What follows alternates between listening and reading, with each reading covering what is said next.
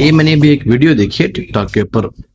دیت جو قانون ہے، دیت کا لا ہے جو پاکستان کے اندر، جو امیر اور طاقتور بندے کو بچانے کے لیے ہمیشہ حرکت میں آ جاتا ہے.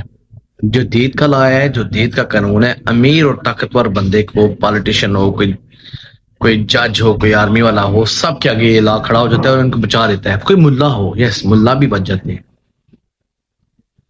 تو بات یہ ہے، یہ جو کہتے ہیں جی یہ تو اسلام کا قانون ہے، اسلام کا قانون ایسا نہیں ہے، اس کو غلط پیش کر رہے ہو آپ. اگر اتنا ہی اسلام پہ آپ کو چلنے کا شوق ہے، یا آپ کہتے ہو جی پاکستان میں قانون جو ہے نا، حکمرانی صرف اللہ کی ہوگی اور پاکستان کے دستور کے اندر، قانون کے اندر کسی ایسے قانون کو نہیں ڈالا جائے گا جو اسلام کی شرع کے خلاف جاتا ہو، تو بھائی آپ نے یہ جو آرمی چیف صاحب ہے، جو زرداری صاحب ہیں، یہ جو جرنیل ہیں بڑے بڑے، انہوں نے جو امینٹی لی ہے، جو استثناء لیا ہے، یہ تو پاکستان، یہ تو اللہ کے قانون کے خلاف ہے. یہ تو کئی علماء کہہ چکے، مفتی جو ہیں تقی عثمانی، ان کا فتویٰ ہے. غامدی صاحب نے بات کی ہے اس کے اوپر، مفتی اور کافی مفتیان اکرام ہیں جنہوں نے اس کے اوپر بات کی کہ یہ سراسر اسلام کے قوانین کے منافی ہیں.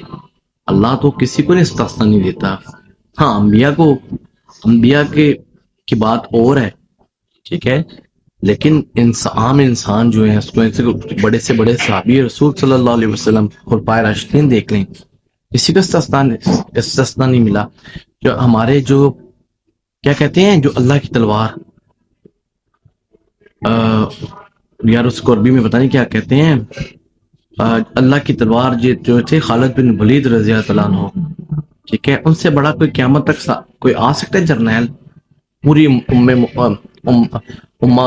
امت محمدیہ میں صلی اللہ علیہ وسلم.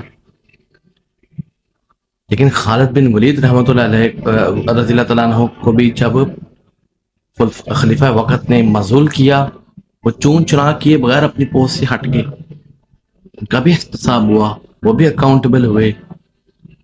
تو بھائی یہ جو دید کے قوانین ہے نا، جس میں آپ لوگ مکا کر کے غریب کو، مجبور کو، لاچار کو، اس کے بچوں کو بھی مار دیتے ہو اور ان کے بچوں سے زیادتیاں بھی کر لیتے ہو، اور بعد میں مکا کر کے کچھ دے دلا کے یا کسی بھی وجہ سے آپ ان کو جو ہے نا اپنے آپ کی جان چھڑوا لیتے ہو. اس میں آپ، وہ بندے نے بڑی اچھی بات کی ہے، اس میں آپ ترامیم کریں، اس میں آپ دیکھیں، غور کریں.